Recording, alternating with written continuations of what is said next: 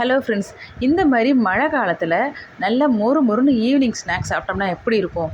அதுவும் முட்டை, தயிர் இதெல்லாம் சேர்க்காமல் செய்யக்கூடிய ஒரு கஜடா ரெசிபி தான் நம்ம இன்றைக்கி பார்க்குறோம். சில இடங்களில் இது வெட்டு கேக்குன்னு சொல்லுவாங்க. ரொம்ப டேஸ்ட்டாக இருக்கும். நீங்கள் ஒரு முறை செஞ்சு பாருங்கள். குழந்தைங்களுக்கு ஈவினிங் ஸ்நாக்ஸாக கொடுக்குறதுக்கும் ரொம்ப நல்லாயிருக்கும். எல்லோரும் விரும்பி சாப்பிடுவாங்க. இதுக்கு நான் 2 கப்பு மைதா மாவு அளந்து எடுத்து வச்சுருக்கேங்க. இது கோதுமை மாவுலையும் வேணால் செஞ்சுக்கலாம். ஆனால் டேஸ்ட் நமக்கு கடை டேஸ்ட் அப்படியே கிடைக்காதுங்க. 2 கப்பு மாவு எடுத்திங்கன்னா அதுக்கு 1/2 கப்பு சர்க்கரை போட்டாலே போதுமானதாக இருக்கும்.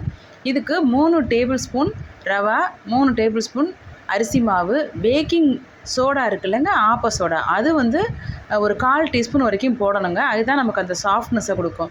ஒரே பிஞ்சு உப்பு போட்டுக்கோங்க. நான் இப்போ ஒரு ஏலக்காய் மட்டும் போட்டு ஃபஸ்ட்டு சர்க்கரையை நல்லா பொடி பண்ணிக்கிறேங்க.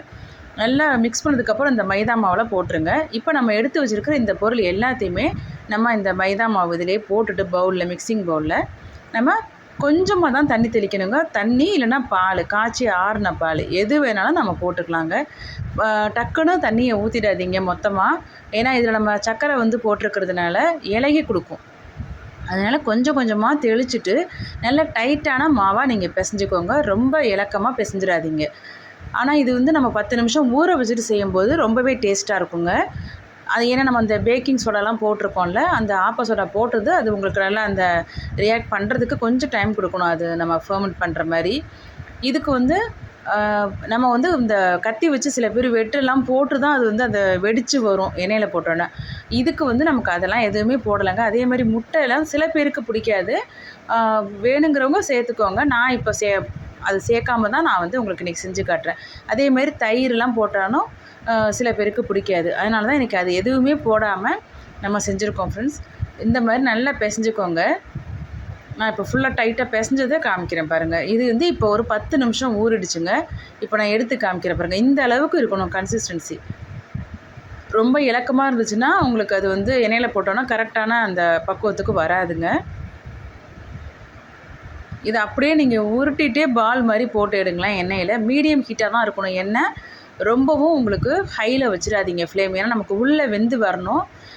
கிட்டத்தட்ட நம்ம குலாப் ஜாமுனுக்கெலாம் வைப்போம்ல, அந்த மாதிரி எண்ணெய் ரொம்பவும் இதுவாக வச்சிடாதீங்க. நிறைய பேருக்கு இந்த கஜடா ரெசிபி ரொம்ப பிடிக்கும்.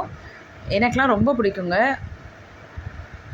சரி, அது நம்ம வீட்டிலே இந்த சீசனுக்கு ரொம்ப நல்லாயிருக்கும். உங்களுக்கு நம்ம மழையும் பெஞ்சிட்ருக்கு இந்த நேரத்தில் இந்த மாதிரி செஞ்சு சாப்பிடும்போது ரொம்ப டேஸ்ட்டாக இருக்கும். ஒரு முறை ட்ரை பண்ணி பாருங்கள். பிடிச்சிருந்தா ஒரு லைக்கை போடுங்க, ஷேர் பண்ணுங்கள், கமெண்ட்ஸ்லேயும் சொல்லுங்கள் ஃப்ரெண்ட்ஸ் எப்படி வந்துச்சு உங்களுக்குன்னு. இது நல்லா உள்ளே சாஃப்டாகவும் வெளியில் நல்லா கிறிஸ்பியாகவும் ரொம்ப டேஸ்ட்டாக இருக்கும்.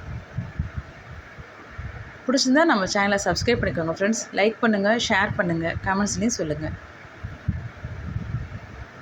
இப்போ ஒரு அடுத்த பேட்சாக நம்ம நம்ம எவ்வளோ எண்ணெய் வைக்கிறோமோ அதுக்கேற்ற மாதிரி நீங்கள் போட்டு எடுத்துக்கலாம் ஃப்ரெண்ட்ஸ்.